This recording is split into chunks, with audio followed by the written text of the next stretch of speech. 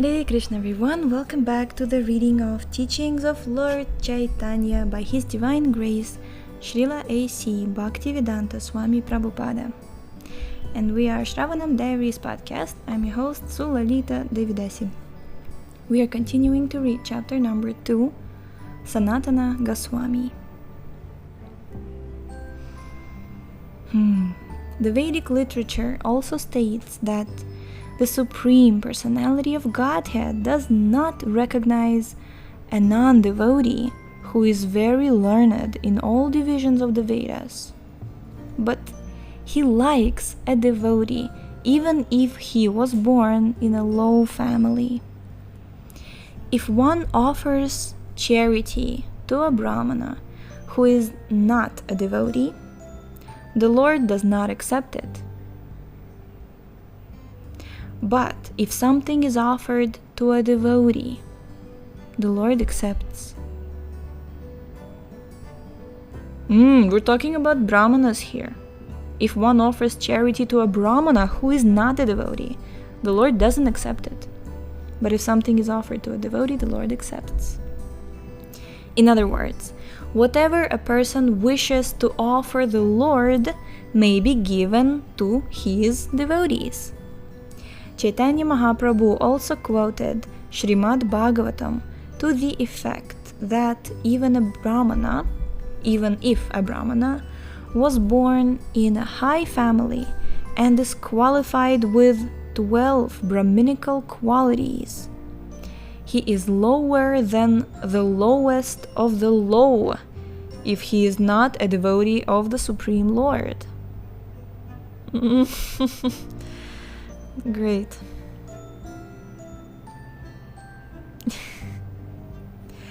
Do you know the qualities of the Brahmana? Samadama Tapakshaucham. All of these 12 Brahminical qualities, they are something which is much higher. It's on a higher level than us. Much higher.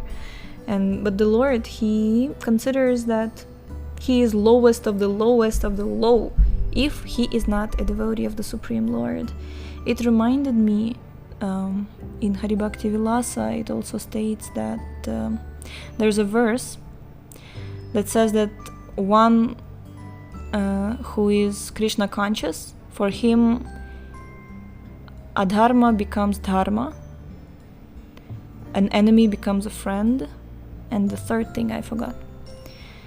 And if one is not a devotee, then for him dharma becomes adharma, and for him friend becomes an enemy.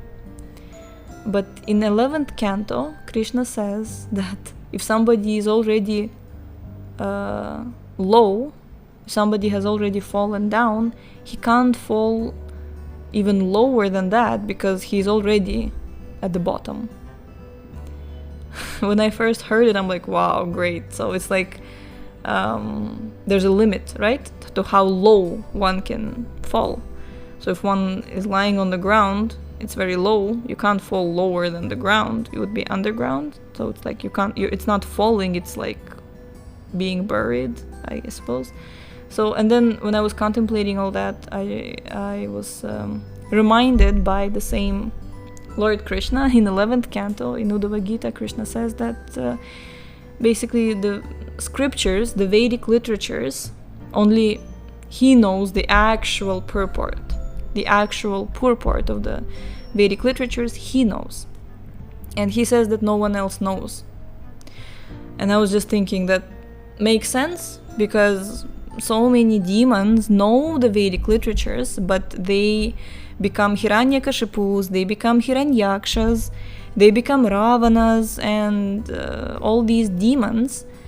But you can only approach the Vedic literature, which is the breathing of the Lord, you can only approach it through Guru, right? And only by Krishna's mercy you can understand something. So that makes perfect sense. So now we hear that, it's very common to hear that, oh, Brahmana, I'm a Brahmana, or he is a Brahmana, oh, such a Brahmana.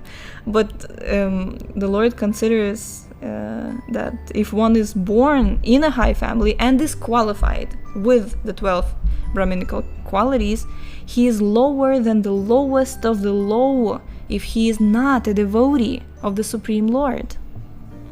Very nice. Continuing. Although a devotee may have been born in a Chandala, dog-eater family, by devotional service he can purify his whole family for 100 generations, past and future. Whereas a proud Brahmana cannot purify even himself. Yeah. So on one hand, a devotee has purified himself and 100 generations, front and back.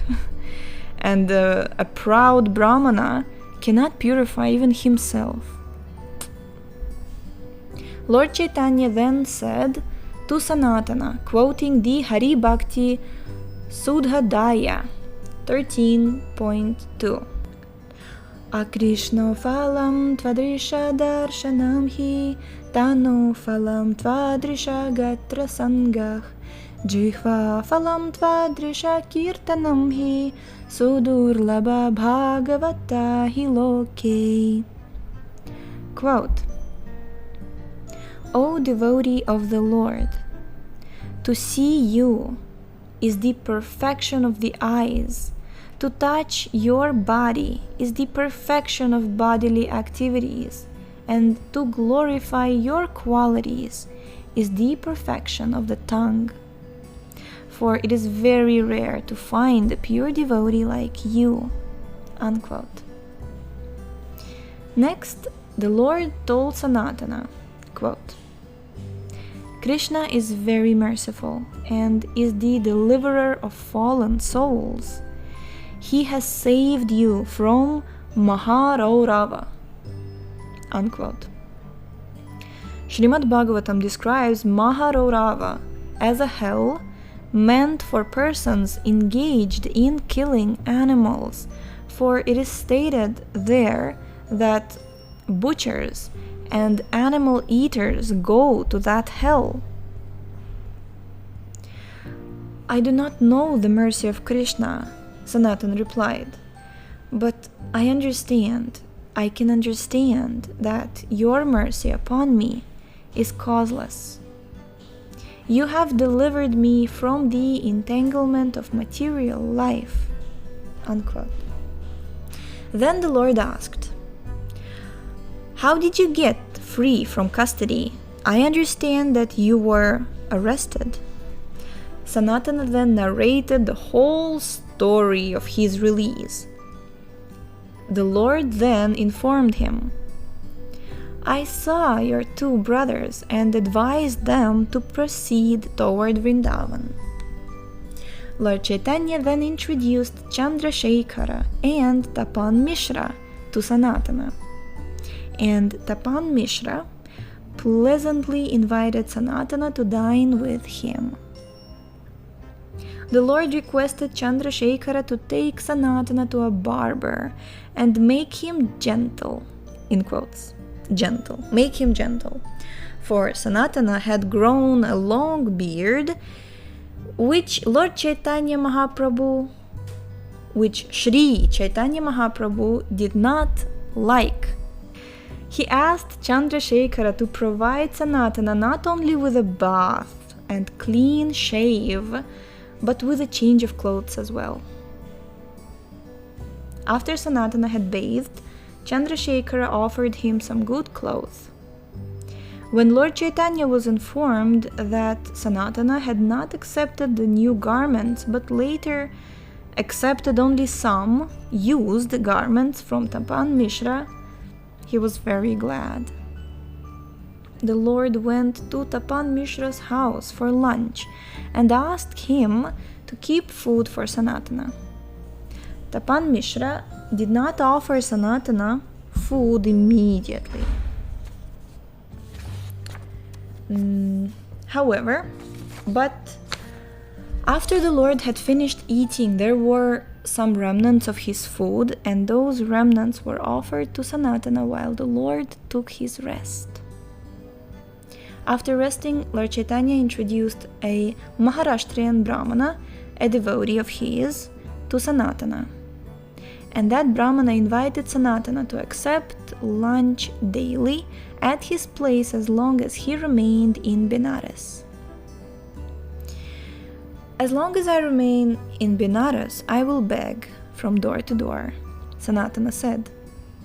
But the Lord will be so good as to accept this invitation for daily lunch at your house.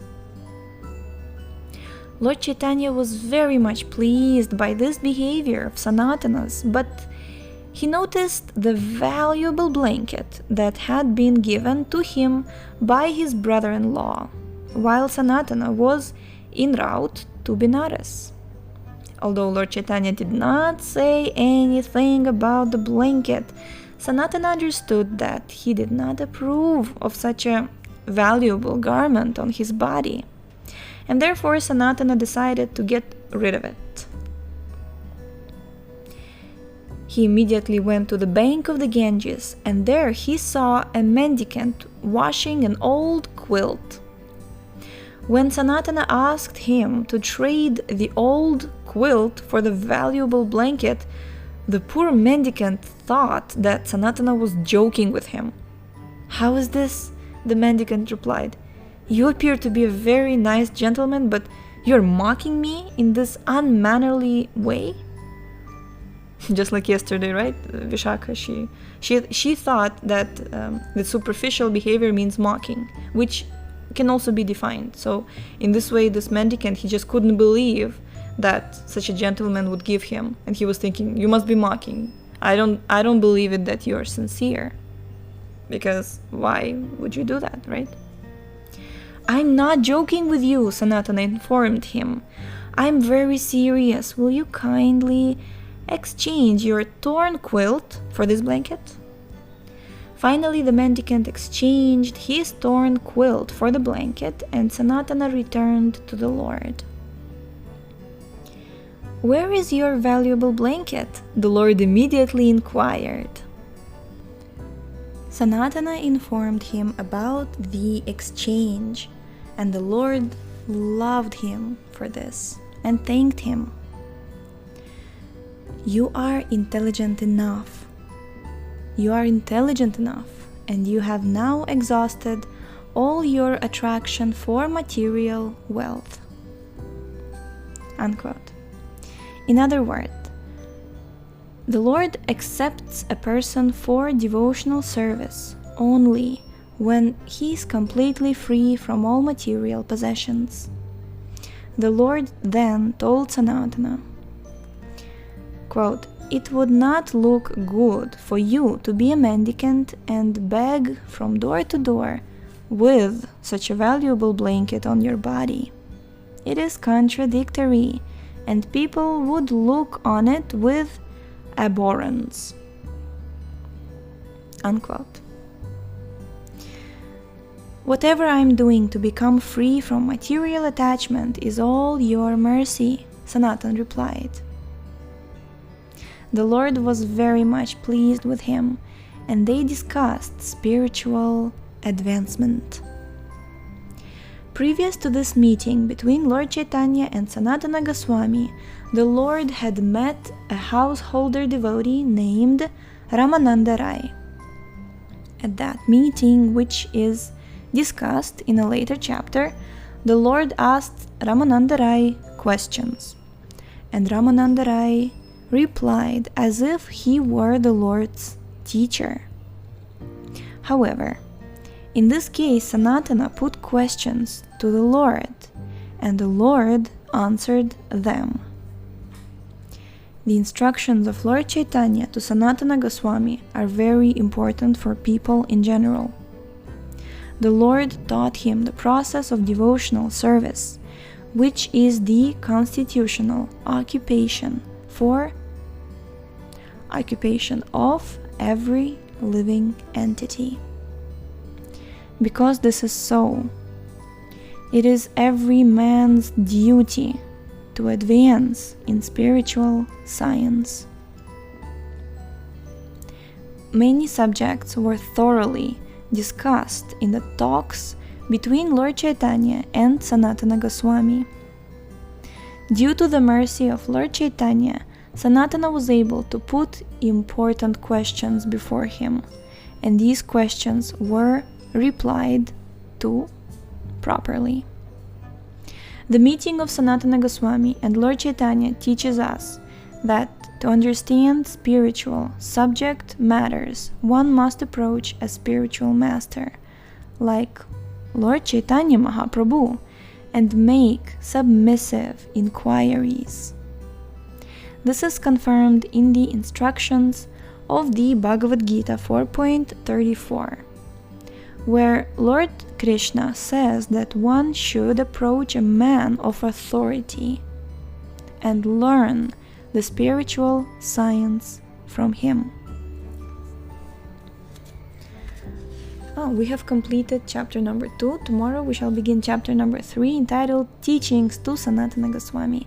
So, thank you so much for tuning in today. The link to this book is in the description, and we shall see you tomorrow. Hare Krishna.